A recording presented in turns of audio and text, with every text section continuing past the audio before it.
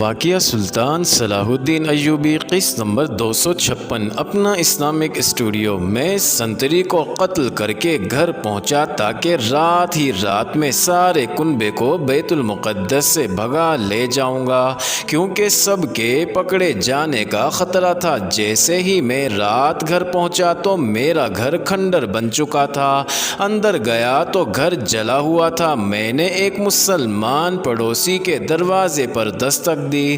وہ ڈرتا ڈرتا باہر آیا۔ میں نے پوچھا کہ میرے گھر والے کہاں بھاگ گئے ہیں۔ اس نے یہ خبر سنا کر میرے پاؤں تلے سے زمین نکال دی کہ گھر کے سارے مردوں کو صلیبی پکڑ کر لے گئے ہیں اور میری دونوں کنواری بہنوں کو صلیبی فوجی لے گئے تھے۔ پھر انہوں نے گھر کو آگ لگا دی۔ میرے دل پر جو گزری اس کا تصور آپ کر سکتے ہیں۔ مجھے معلوم تھا کہ مجھے بہنیں واپس نہیں مل سکتی اور میں یہاں رکا رہا تو پکڑا جاؤں گا اور صلیبی مجھے قتل کر دیں گے یا قید خانے میں بند کر کے ساری عمر اذیتیں دیتے رہیں گے۔ میں کسی مسلمان کے گھر چھپنے کی غلطی نہیں کر سکتا تھا، کیونکہ وہ پورا گھرانہ مارا جاتا۔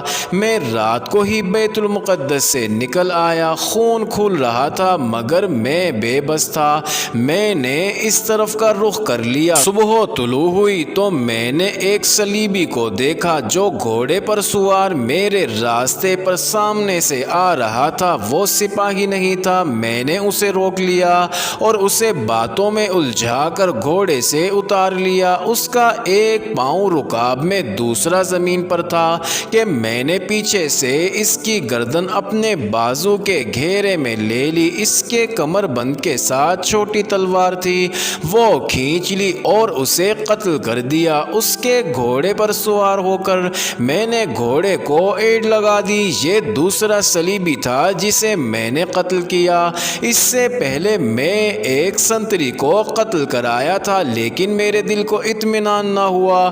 میں تمام صلیبیوں کو قتل کرنے کے لیے پاگل ہوا جا رہا تھا۔ مجھے یاد نہیں کہ میں نے کتنے دن اور کتنی راتیں سفر کیا اور کہاں کہاں مارا پھرتا رہا۔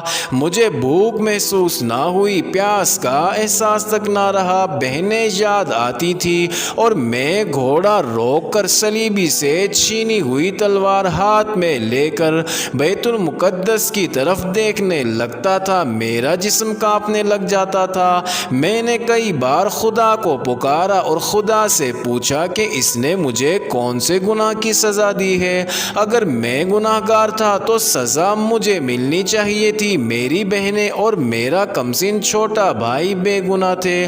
مجھے خدا نے کوئی جواب نہ دیا۔ میں نے سجدے میں گر کر خدا کو پکارا اور مایوس ہوا۔ میں نے خدا سے یہ التجا بھی کی کہ مجھے سکون مل جائے یا میرے اندر انتقام کی آگ بجھ جائے، میرا احساس مردہ ہو جائے۔ میں موصل کے ایک گاؤں میں پہنچ گیا جہاں یہ خطرہ نہیں تھا کہ صلیبی مجھے پکڑ لیں گے، لیکن میرے دل کو کسی بے رحم کے ہاتھوں نے ایسا جکڑ رکھا تھا کہ میں ہر لمحہ بے قرار اور بے چین رہتا تھا۔ میں مسجد میں چلا گیا، امام سے کہا کہ وہ مجھے دکھا دے کہ خدا کہاں ملے گا، میری روح کو سکون کہاں ملے گا۔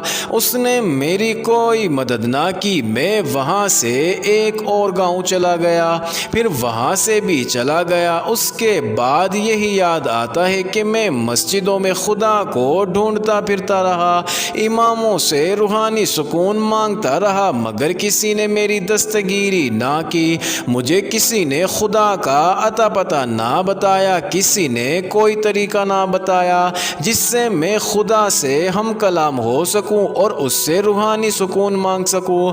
راتوں کو اکثر بہنوں کو خواب میں دیکھتا تھا، وہ روتی نظر آتی تھی۔ مجھے اس کی سسکیاں اور ہچکیاں اس وقت بھی سنائی دیتی تھی جب جاگ اٹھتا تھا۔ روز بروز میرے اندر یہ احساس پیدا ہوتا گیا کہ میری بہنیں مجھ پر لعنت بھیج رہی ہیں۔ کسی نے بتایا کہ صلیبیوں سے انتقام لینا ہے تو فوج میں بھرتی ہو جاؤ۔ سلطان نور الدین زنگی فلسطین کو آزاد کرانے کے لیے لڑ رہا ہے۔ یہ تو مجھے معلوم تھا کہ مسلمانوں اور صلیبیوں کی لڑائیاں ہو رہی ہیں، ہمیں بیت المقدس میں معلوم ہو جاتا تھا کہ کون سی جنگ میں کسے شکست ہوئی ہے۔ بیت المقدس میں صلیبی جب وہاں کے مسلمان باشندوں پر ظلم و ستم اچانک زیادہ کر دیتے تھے تو ہم سمجھ جاتے تھے کہ کسی میدان میں انہیں شکست ہوئی ہے، جس کا انتقام وہ یہاں کے نہتے اور بے بس مسلمانوں سے لے رہے ہیں۔ پھر ہمیں وہاں صلاح الدین ایوبی کا نام سنائی دینے لگا۔ یہ نام اتنا مشہور ہوا کہ وہاں کے صلیبی باشندے اس نام سے ڈرتے تھے اور اس سے نفرت کرتے تھے۔ یہ بھی پتہ چلا کہ صلاح الدین ایوبی طوفان کی طرح آ رہا ہے، مگر وہ نہ آیا، اس کے بجائے میں یہاں سینے میں ایک گہرا زخم لے کر آ گیا۔ میں فوج میں بھرتی ہو گیا، لیکن محاذ پر بھیجنے کی بجائے مجھے اس قید خانے میں بھیج دیا گیا۔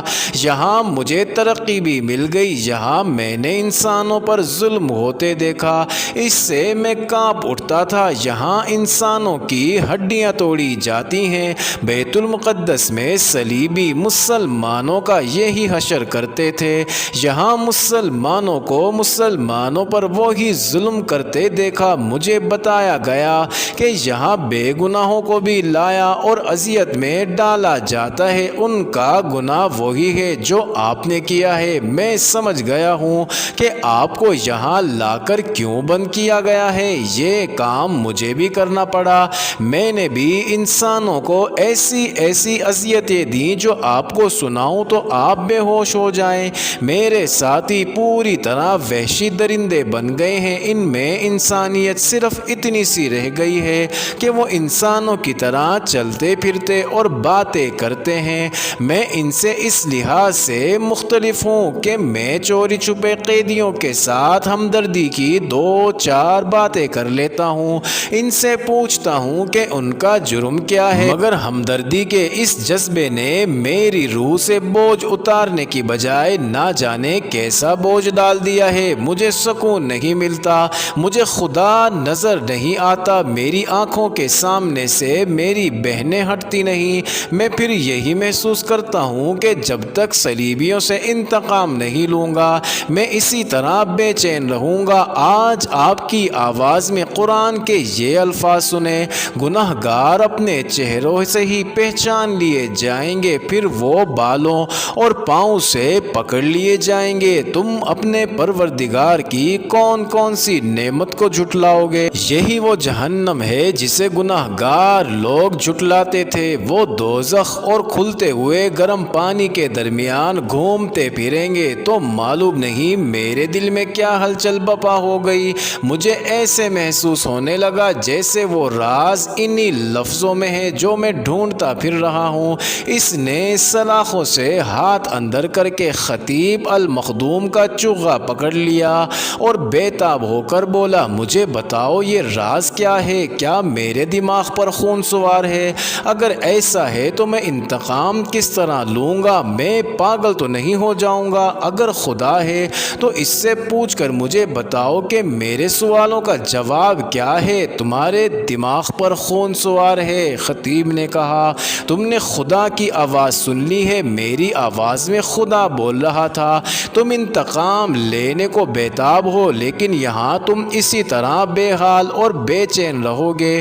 تم جس فوج کے ملازم ہو وہ کبھی بیت المقدس نہیں جائے گی۔ کیوں؟ کیونکہ یہ فوج پہلے سلطان ایوبی کو شکست دے گی۔ خطیب نے جواب دیا، پھر سلطان ایوبی کو قتل کیا جائے گا اور پھر صلیبیوں کے ساتھ دوستی کی جائے گی۔ عہدے دار کی آنکھیں کھلتی گئیں۔ خطیب اسے بتاتا رہا کہ مسلمان حکمران کیا کر رہے ہیں۔ عہدے دار نے کہا، میں کچھ عرصے سے اس قسم کی باتیں سن رہا تھا، لیکن یقین نہیں آتا تھا، میں تسلیم کرنے کو تیار نہیں تھا کہ ہمارے حکمران قوم کی ان بیٹیوں کو بھول جائیں گے جو صلیبیوں کی بربریت کا نشانہ بنی ہیں اور جنہیں انہوں نے اغوا کر کے نہ جانے کہاں سے کہاں پہنچا دیا ہے، وہ بھول چکے ہیں۔ خطیب نے کہا، وہ اس حد تک بھول چکے ہیں کہ اغوا کی ہوئی مسلمان لڑکیاں انہیں تحفوں کے طور پر پیش کی جاتی ہیں اور یہ انہیں اپنے حرموں کی زینت بناتے ہیں۔ ہیں، اس لیے سلطان صلاح الدین ایوبی کے دشمن بن گئے ہیں، کیونکہ وہ قرآن کے احکام کا پابند ہے اور قوم کی عصمت کا انتقام لینا چاہتا ہے۔ اسے یہ بھی یاد نہیں رہا کہ اس کا کوئی گھر ہے یا نہیں، اس کی عمر صحراؤں اور پہاڑوں میں گزر رہی ہے۔ میرا بھی جرم یہی ہے کہ میں نے والی موصل کو قرآن کے احکامات یاد دلا دیے تھے اور اسے کہا تھا کہ ایک مرد مجاہد کے خلاف لڑو گے تو شکست کھاؤ گے۔ قرآن کے جن مقدس الفاظ نے ابھی ابھی تم پر جادو کیا ہے، میں نے یہی الفاظ موصل کے بادشاہ سیف الدین کو یاد دلائے تھے۔ میں نے اسے کہا تھا کہ تم جیسے گناہ گار چہروں سے پہچانے جائیں گے اور بالوں اور پاؤں سے پکڑ لیے جائیں گے۔ میں نے اسے قرآن کا یہ حکم بھی سنایا تھا کہ تم دماغ سے بادشاہی کا نشہ نہیں اتارو گے تو دوزخ اور کھلتے ہوئے گرم پانی میں گھومو پھرو گے، مگر اس نے خدا کا حکم ماننے سے انکار کر دیا اور اپنے نفس کا حکم مانا۔ اس نے مجھے قید خانے میں بند کرا دیا۔ یہ دنیاوی اور جسمانی اذیتیں مجھے کوئی تکلیف نہیں دے سکتی۔ خطیب نے کہا، تم نے میری آواز میں جو سوز اور تاثر محسوس کیا ہے وہ میری روح کی آواز تھی۔